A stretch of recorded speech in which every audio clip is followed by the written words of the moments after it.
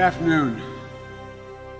I want to thank Carnegie Mellon for providing this space and all the promise it holds for future jobs in a high-tech world.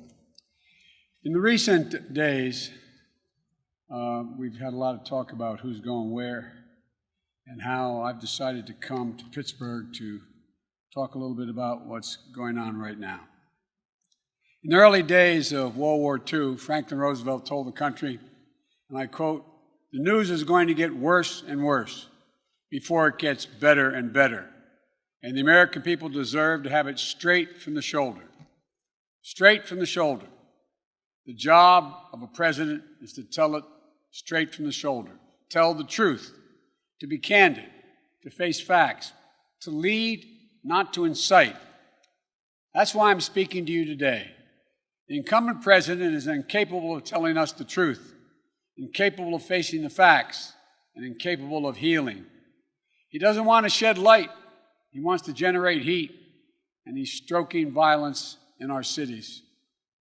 You know, this is a tragic fact of the matter that about his perilous hour, that how he's dealing with this perilous hour in our nation. And now we have to stand against violence in every form it takes. Violence we've seen again and again and again of unwarranted police shooting, excessive force, 7 bullets in the back of Jacob Blake, knee on the neck of George Floyd, killing of Breonna Taylor in her own apartment, violence of extremists and opportunists, right-wing militias, and to derail any hope and support for progress. The senseless violence of looting and burning and destruction of property. I want to make it absolutely clear, something very clear about all of this. Rioting is not protesting.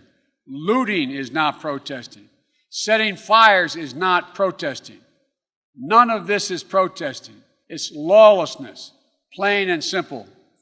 And those who do it should be prosecuted. Violence will not bring change. It will only bring destruction. It's wrong in every way. It divides instead of unites. Destroys businesses, only hurts the working families that serve the community. It makes things worse across the board, not better. No, it's not what Dr. King or John Lewis taught, and it must end. Fires are burning, and we have a president who fans the flames rather than fighting the flames. But we must not burn. We have to build. This president long ago forfeited any moral leadership in this country. He can't stop the violence because for years he's fomented it. You know, he may believe mouthing the words law and order makes him strong, but his failure to call on his own supporters to stop acting as an armed militia in this country shows how weak he is. Does anyone believe there'll be less violence in America if Donald Trump is reelected? We need justice in America. We need safety in America. We're facing multiple crises. Crises under Donald Trump have kept multiplying.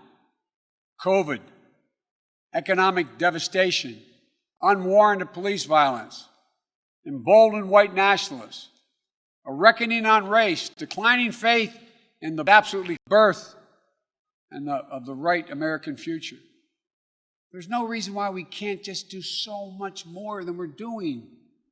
The common thread, the incumbent president who makes things worse, not better. An incumbent president who sows chaos rather than providing order. An incumbent president who fails in the basic duty of the job, which is to advance the truth that all of us know, that we're all born with the right to life, liberty, and pursuit of happiness. That's right, all of us. The moms and dads in Scranton, where I grew up, who have worked and scraped for everything they've ever gotten in life. The auto worker in Michigan, who still makes the best automobile in the world. The single mom in Ohio working 3 jobs just to stay afloat, who'll do anything for her child. Retired veteran in Florida, who gave everything he had to this country and now just wants us to honor the promises made to him. Lord & Taylor salesperson who just lost their job, a store closing after 194 years in business. nurses and doctors in Wisconsin who've seen so much sickness, so much death in the past 6 months. And they wonder how much more can they take? But still, they muster up the courage to take care of those patients in this pandemic while risking their own lives. Researchers in Minnesota who woke up this morning determined to find a breakthrough in treating cancer. And will do the same thing tomorrow and the day after because she'll never give up. White, black, Latino, Asian American, Native Americans, everybody. I'm in this campaign for you, no matter your color, no matter your zip code, no matter your politics. When I think of the presidency, I don't think about myself. It isn't about my brand. It's about you, the American people. We can do better, and we have to do better. And I promise you this, we will do better. You know, the road back begins now in this campaign. You know me. You know my heart. You know my story, my family story. Ask yourself, do I look like a radical socialist with a soft spot for rioters? Really? I want a safe America, safe from COVID, safe from crime and looting, safe from racially motivated violence, safe from bad cops. Let me be crystal clear, safe from 4 more years of Donald Trump. I look at this violence and I see lives and communities and the dreams of small businesses being destroyed and the opportunity for real progress on the issues of race and police reform and justice being put to the test. Donald Trump looks at this violence and he sees a political lifeline. Having failed to protect this nation from the virus that has killed more than 180,000 Americans so far, Trump posts an all-caps tweet screaming law and order to save his campaign. One of his closest political advisors in the White House doesn't even bother to speak in code. She just comes out and she says it. Quote, the more chaos, violence, the better it is for Trump's reelection. Just think about that. This is a sitting president of the United States of America. He's supposed to be protecting this country, but instead he's rooting for chaos and violence. The simple truth is, Donald Trump failed to protect America. So now he's trying to scare America.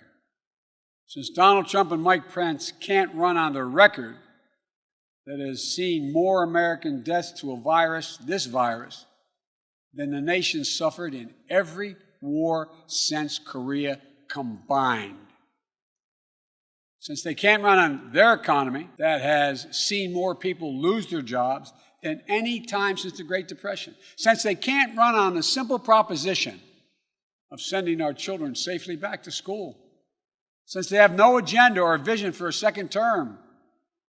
Trump and Pence are running on this, and I find it fascinating. Quote, you won't be safe in Joe Biden's America. And what's their proof?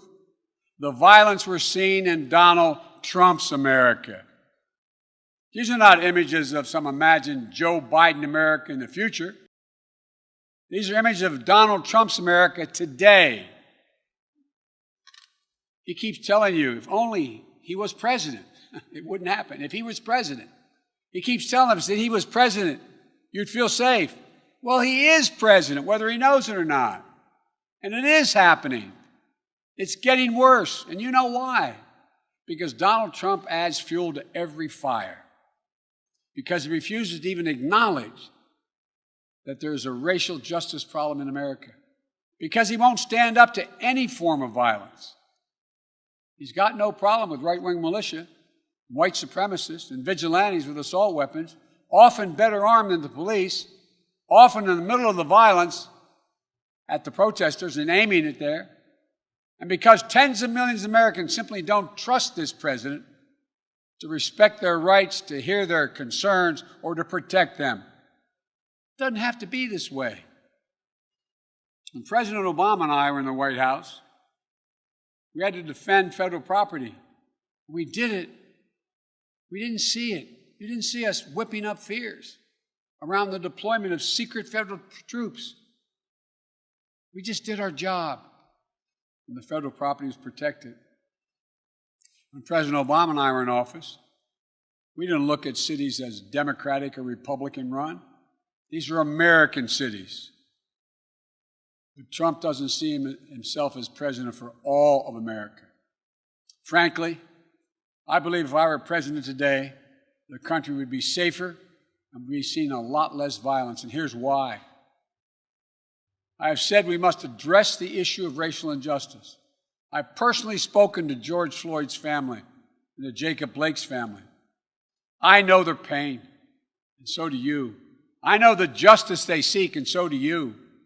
They've told us none of this violence respects or honors George or Jacob. I believe we can bring these folks fighting for racial justice to the table. I've worked with police in this country for many years. I know most cops are good, decent people. I know how they risk their lives every time they put that shield on and go out the door. And I'm confident I can bring the police to the table as well.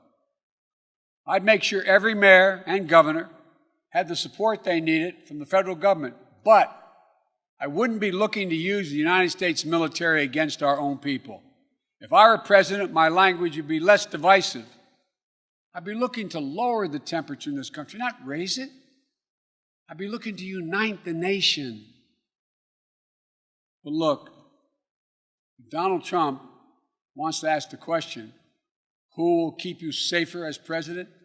Let's answer that question. First, some simple facts. When I was vice president, violent crime fell 15% in this country. We did it without chaos and disorder. And yes, we did it with Democratic mayors in most of the major cities in this country. The murder rate now is up 26% across the nation this year under Donald Trump. Do you really feel safer under Donald Trump? COVID has taken this year, just since the outbreak, has taken more than 100 years. Look, here's the lives, when you think about it, more lives this year than any other year for the past 100 years. More than 180,000 lives in just 6 months. An average of 1,000 people dying every day in the month of August. Do you really feel safer under Donald Trump? Mr. Trump, you want to talk about fear? Do you know what people are afraid of in America? They're afraid they're going to get COVID. They're afraid they're going to get sick and die. And that is in no small part because of you. We're now on track to more than 200,000 deaths in this country due to COVID. More than 100,000 seniors have lost their lives to the virus. More cops have died from COVID this year than have been killed on patrol. Nearly 1 in 6 small businesses is closed in this country today. Do you really feel safer under Trump? What about Trump's plan to destroy the Affordable Care Act? And with it, the protections for pre-existing conditions that impacts more than 100 million Americans. Does that make you feel safer?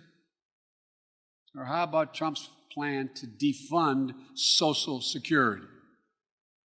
The Social Security Administration's chief actuary just released a report saying that if a plan like the one Trump is proposing goes into effect, the Social Security Trust Fund would be, and I quote, permanently depleted by the middle of calendar year 2023 with no ability to pay benefits thereafter.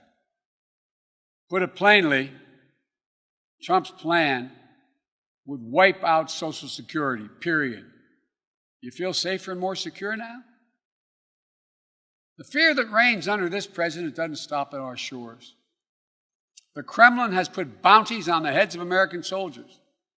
And instead of telling Vladimir Putin that there'll be no putting up with this, that there'll be a heavy price to pay, they dare touch an American soldier. This president doesn't even bring up the subject in his multiple phone calls with Putin. been reported that Russian forces just attacked American troops in Syria, injuring our service members. Did you hear the president say a single word? Did he lift one finger? Never before has an American president played such a subservient role to a Russian leader. It's not only dangerous, it's humiliating and embarrassing for the rest of the world to see. It weakens us. Not even American troops can feel safer under Trump. Donald Trump's role as a bystander in his own presidency extends to the economic plan and pain. The plan he doesn't have and the pain being felt by millions of Americans. He said this week, and I quote, "You better vote for me or you're going to have the greatest depression you've ever seen." Does he not understand and see the tens of millions of people who've had to file for unemployment this year so far? The people who won't be able to make next month's rent payment? The people who lost wages while the cost of groceries have gone up dramatically? President Obama and I stopped the depression in 2009. We took a bad economy that was falling and turned it around. Trump took a good economy and drove it back into the ditch. Through his failure to get COVID under control, his failure to pull together the leaders in Congress, his failure to deliver real relief to working people, has made our country's economic situation so much worse than it had to be. When we talk about safety and security, we should talk about basic security of being able to look your child in the eye and tell them everything's going to be okay. Don't worry, honey, we're not going to lose our home. We're going to be able to put food on the table. It's going to be okay. It's the job of the president. I've laid out an agenda for economic recovery that will restore a sense of security for working families. We won't just build things back the way they were before. We're going to build them back better with good-paying jobs, building our nation's roads, bridges, solar arrays, windmills, with investments in our health care and child care workers so they get the pay and dignity they deserve while easing the financial burdens on millions of families. With a clean energy strategy that is a place for the energy workers right here in Western Pennsylvania. I am not banning fracking. Let me say that again. I am not banning fracking, no matter how many times Donald Trump lies about me. This future, the future, that's what this is all about. You know, we hear Donald Trump's self-centered rants and riffs, but the voice of Americans should be heard. The one you should listen to is Julia Jackson, the mother of Jacob Blake. Hers is a voice of courage, character, and wisdom. Looking at the damage that has been done in her city, she said, quote, "The violence and destruction doesn't reflect my son or my family." These are the words of a mom, a mother, whose son had just been shot 7 times in front of his children, badly injured, paralyzed, perhaps permanently. And even as she seeks justice for her son, she's pleading for an end to the violence and for this nation to heal. She said she was praying for her son. Then she said something to me that surprised me. She said she was praying for all police officers. She said she was already been praying for America even before her son was shot. She's publicly asked all of us to examine our hearts. Citizens, elected officials, the police, all of us. And then she said this, quote, "We need healing. More than anything, that's what we need to do as a nation. We need to heal." The current president wants you to live in fear. He advertises himself as a figure of order. He isn't. And he's not been part of the solution thus far. He's part of the problem. The problem that I, as president, will give you my all resolve to stop. I'll deal with the virus. I'll deal with the economic crisis. And I'll work to bring equality and opportunity to everyone. We've arrived at a moment in this campaign we all knew, including the press in front of me, knew we'd get to. The moment when Donald Trump would be so desperate he'd do anything to hold on to power.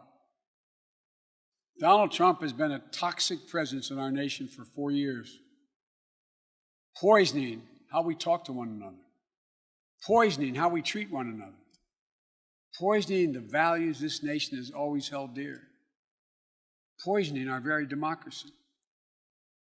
Now, in just a little over 60 days, we have a decision to make. Will we rid ourselves of this toxin?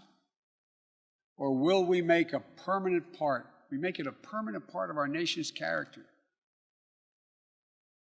You know, as Americans, I'm confident we believe in honesty and decency, treating everyone with dignity and respect, giving everyone a fair shot, leaving no one behind, giving hate no safe harbor, and demonizing no one. We up to now always recognize there's something bigger than ourselves as we're about. Trump doesn't seem to believe in any of that. Look, I've said it before and I'll keep saying it.